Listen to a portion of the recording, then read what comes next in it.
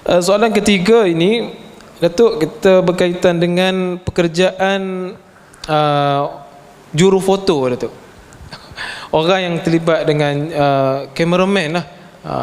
Ada yang jadi cameraman juru foto wedding, majlis perkahwinan, majlis-majlis event kerajaan ke swasta ke, khususnya perkahwinan lah yang bertanya ni. Kadang-kadang dia mungkin dia letak syarat dah. Saya kalau nak guna perkhidmatan saya nak begini. Tak nak terlibatkan orang yang tidak menutup aurat dan sebagainya. Kerana dia khawatir kod-kod dia ambil gambar yang tidak boleh mendatangkan dosa, maka pendapatan dia mungkin syubhah dan sebagainya. Jadi dia bertanya, adakah dia cuba letakkan syarat, tetapi ketika nak ambil gambar tu pengantin tersebut ajak kawan-kawan dia yang tak tutup aurat dengan sempurna. Jadi dia terpaksa ambil juga sebab dia dah bayar. Jadi dia ragu-ragu bagaimana pendapatannya dengan pekerjaannya begitu, Datuk. Okay, bismillahirrahmanirrahim.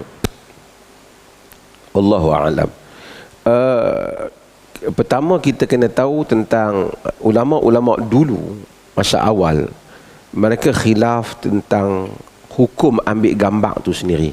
Yang ni lama benar.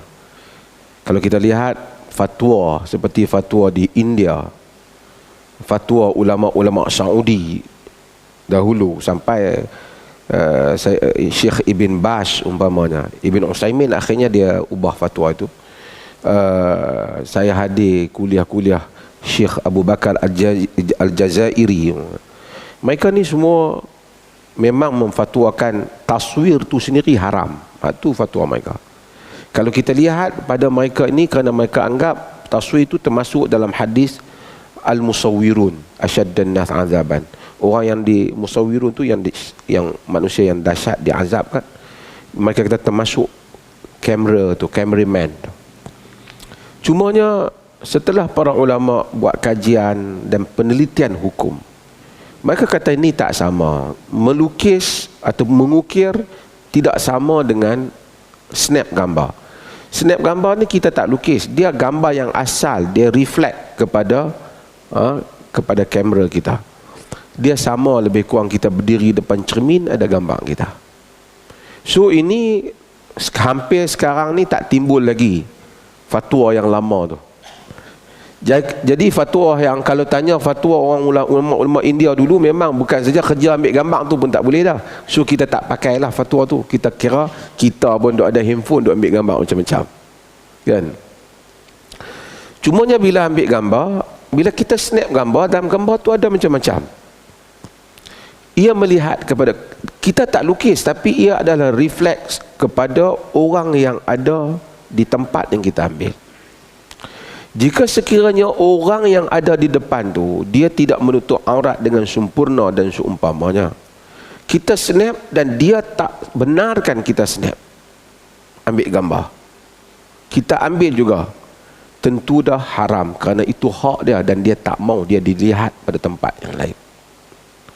Cuma yang timbul kalau kita ambil, dia tak kata apa, dan kita bukan tujuan nak ambil gambar dia, ambil gambar orang lain, dia jadi tabi'.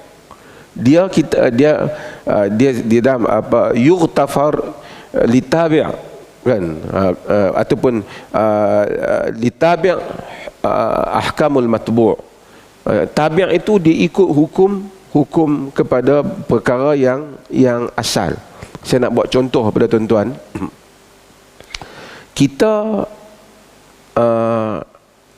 driver taksi ataupun Grab, kerja kita bawa orang. Main satu orang, dia tahan Grab kita, taksi kita, dia naik taksi kita. Tapi di dalam beg dia bawa arak. Kita bukan nak bawa arak, kita nak bawa buang. Arak tu tabi', dia ikut kepada orang yang kita bawa tu. Hal yang seperti itu dimaafkan oleh syarak, kerana itu bukan tujuan kita. Bukan tujuan kita. Saya buat contoh yang lain. Kita kerja bawa barang pindah. Orang pindah rumah, kita angkut barang. Jadi bila dia pindah rumah, dia angkut barang dia. Dia non-Muslim. Dia angkut katil, dia angkut almari, dia angkut peti air. Dalam peti air dia tu ada khinzir, ada apa? Ada arak. Tapi kita bukan nak bawa yang tu. Kita nak bawa barang-barang rumah. Tak ada pun tujuan kita yang tu. Yang tu dia tabi', diikut. Tabi' dia kira hukum asyai, hukum matbu'. Kita ambil gambar pengantin, terselit hamba Allah yang tak pakai tudung tu. Dia tabi'. Dia tabi'. Tapi kalau dia tak bagi daripada awal, tak boleh kita ambil. Tapi kalau orang yang upah kita memang suruh kita ambil gambar mereka ni, sebenarnya dia tak ada kaitan dengan dia, bukan mahram dia pun. Kerana dia nak simpan gambar-gambar mereka ni dengan tujuan dia yang tak elok, ataupun seumpamanya haram kita buat pekerjaan tu. Tapi kalau dia suruh kita ambil gambar dia, dia kahwin ambil gambar dengan isteri dia, mari hamba Allah mana menyelit kot tepi, lekatlah gambar hamba Allah tu sekali. Tapi kita bukan nak ambil hamba Allah tu, kita nak ambil gambar dia. Jadi hukum asal ada boleh selagi mana tujuan kita nak ambil gambar yang dibenarkan. Wallahu ta'ala a'lam.